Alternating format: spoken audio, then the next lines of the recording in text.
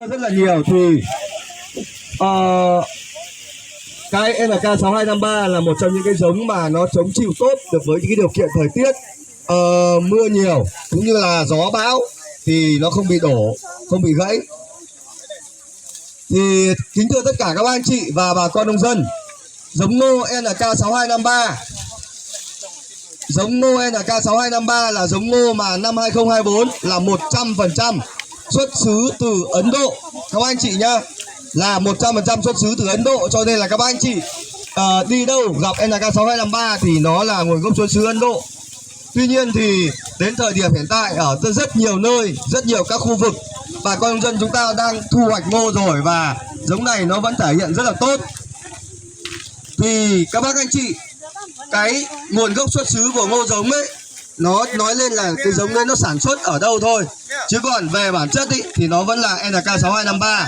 Nó vẫn là giống ngô rất là tốt, rất an toàn và nó đảm bảo cái năng suất cho các anh chị khi gieo trồng, được không ạ? Trong điều kiện mà mưa nhiều, trong điều kiện gió to thì cái NK6253 là cái giống mà không bị đổ, không bị thổ, rất là ít thối, ít mốc ở trên nương. Và khi các bác chị thu hoạch về thì sẽ được rất là nhiều bắp, rất là nhiều bắp. Cái bắp ngô của NK6253 này các bác chị biết rồi đúng không ạ? Nó rất là đều nhau, rất đều nhau và rất là nặng, rất là nặng. Thì các bác anh chị, chúng ta có thể nhìn đây, khi mà chúng ta trồng ngô ấy thì được một cái bắp ngô NK6253 như thế này ở trên đồi như này là tuyệt vời rồi, đúng không ạ? Nó cứ đều như này thôi, đều như này thôi, nhưng mà khi chúng ta thu hoạch, chúng ta bỏ vào bao ấy thì nó được rất là nặng. Các bác anh chị có thể nhìn sang đối diện đây ạ, một cái nương ngô, tôi không biết là giống ngô gì, thế nhưng mà nó chỉ được một vài cái bắp ở phía ngoài thôi. Nếu các anh chị đi sâu vào trong một chút đấy, bắp nó rất là nhỏ, không đều nhau. Và những cái nương ngô như thế này khi chúng ta thu hoạch đấy, chắc chắn là năng suất nó sẽ không cao, được không ạ?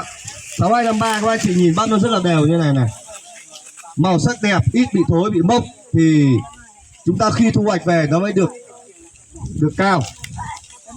Ở khu vực các anh chị giờ cái ngô bắp này thì đang bán được bao tiền một cân? Chưa bán đúng không ạ? Đã ai bán rồi, 45.000 đúng không ạ?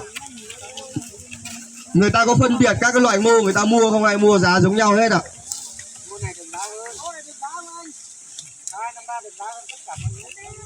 Bình thường thì các giống ngô khác, nếu mà giống này 45 thì các giống ngô khác chỉ mua khoảng 42, 43 thôi.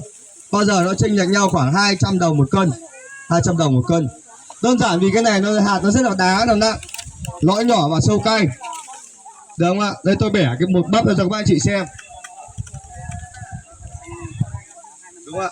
Hạt rất là đẹp này, hạt đẹp này, lõi nhỏ và sâu cay, thì như này thì người ta đi mua người ta sẽ thích hơn và người ta sẽ giả giá cao hơn so với các giống ngô khác, được không ạ? Thì cái này là một cái lợi thế của các bác anh chị.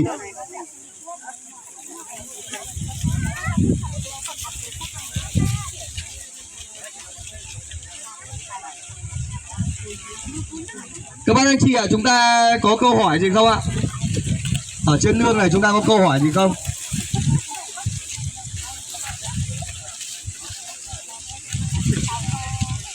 Ở trên khu vực mình thì cũng có một số những cái dòng ngô mới. Tuy nhiên thì giống gì nó cũng sẽ có ưu điểm và nhược điểm của nó, đúng không ạ? Nhưng mà nếu để khẳng định với các anh chị mà khả năng thứ nhất là đồng đều của bắp này, thứ hai là chất lượng hạt để vào kho, và cái thứ ba là khả năng chống đổ ngã ở trên nương. Hiện tại chưa có giống gì